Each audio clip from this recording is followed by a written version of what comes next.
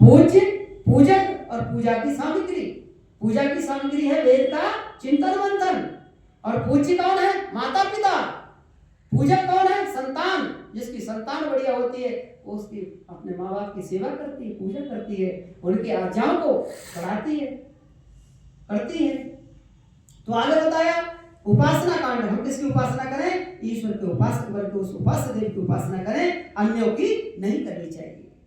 अन्यों की जो व्यक्ति करता है वो उसका व्यक्तित्व नहीं है, वो मानव नहीं है, वो मनुष्य जीवन से अलग है, वो तो एक चोगा मनुष्य का मिला हुआ है उसे। और जो अन्यों की भक्ति करता है, पहले तभी तो कहा ऋषि दयानंद ने, हमारे विद्वानों ने, पहले जानो और फिर मानो।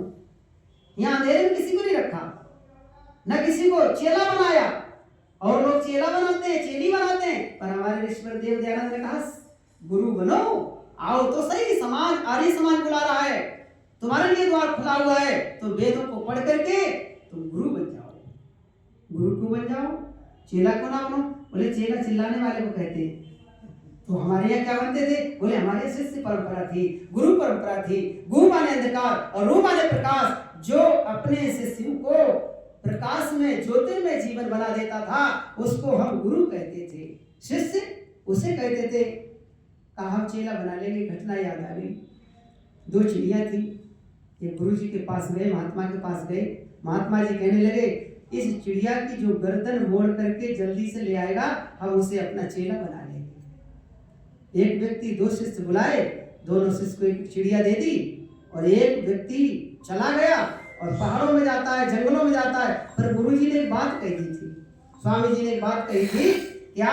कि बेटा ये ध्यान से सुनो कि जहां कोई ना हो, कोई देखना ना हो, है जी, ऐसी जगह पर गर्दन जितनी जल्दी मोड़ करके, मरोड़ करके ले आओगे और हम उसमें चेला बना लेंगे। अच्छा जी, इतनी सी बात। एक व्यक्ति तो बड़ा समझदार था उसमें, और दूसरा व्यक्ति कुछ कम बुद्धि का था। यहाँ पर ऋषिवर विद्वानों ने कहा बुद्धि, सुबुद्धि, कुबुद्धि, मेधार, दम्भरा, प्रज्ञा, प्रतिभा, ये 7 प्रकार की बुद्धियां होती हैं। तो बुद्धि वाला व्यक्ति तो विचार कर रहा था, और कुबुद्धि वाला वो एकदम उतावला सुबावला, वो गया चिड़िया को लेकर के और जंगलों में आड़ में जा करके, दीवार की ओट में जा करके चिड़िया की गर्दन मोड़ी और कहा गुरु जी लो मत वाले, हमें चेला बनाओ, हम तो चिड़िया मार के आए। अच्छा बैठो। स्वामी जी ने कहा बैठो, बनाएंगे तुम। दूसरा व्यक्ति वो सुबह से शाम तक बुद्धि वाला, चिंतनशील व्यक्ति, विद्वानों का संगति करने वाला, अच्छे ग्रंथों को पढ़ने पढ़ाने वाला, अच्छे लोगों की संगति करने वाला, वो व्यक्ति पूरे दिन घूमता रहा, और जहां जाए वहां पर उसे ये दिखाई अनुभव हो अंदर से, परमात्मा को दिलित कर रहा था, जीवात्मा और परमात्मा इसी मंदिर में है।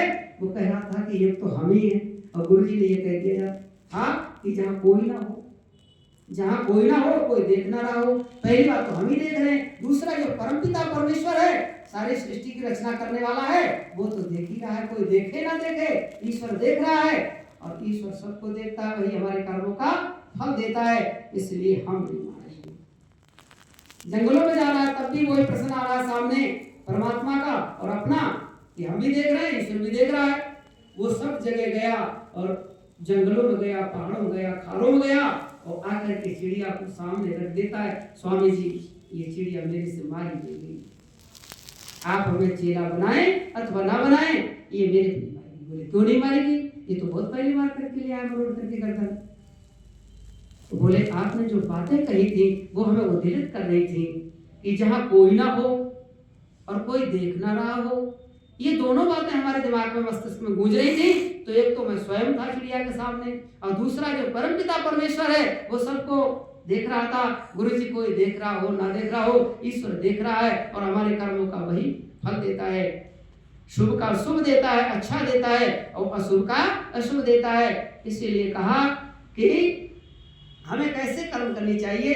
वेद कहता अवश्य में भोक्तव्यम कर्तव्यम कर्म शुभ शुभम। जो व्यक्ति जैसा करता है उसको वैसा ही भुगतना भी, भोगना भी पड़ता है। इसीलिए उन्होंने कहा ठीक है आप बैठो, आप तो शिष्य बनाने योग्य हो, क्योंकि ये तो जो जल्दी से चिड़िया की गर्दन मोड़ करके लाया ना, मरोड़ करके, ये तो कभी मेरी भी गर्दन मरोड़ करके चला जाएगा। ये शिष्य बनने योग्य या चेला बनने योग्य नहीं है, और ये शिष्य और चेला बनने योग्य है, ये जानता है मनुष्य की कीमत क्या होती है।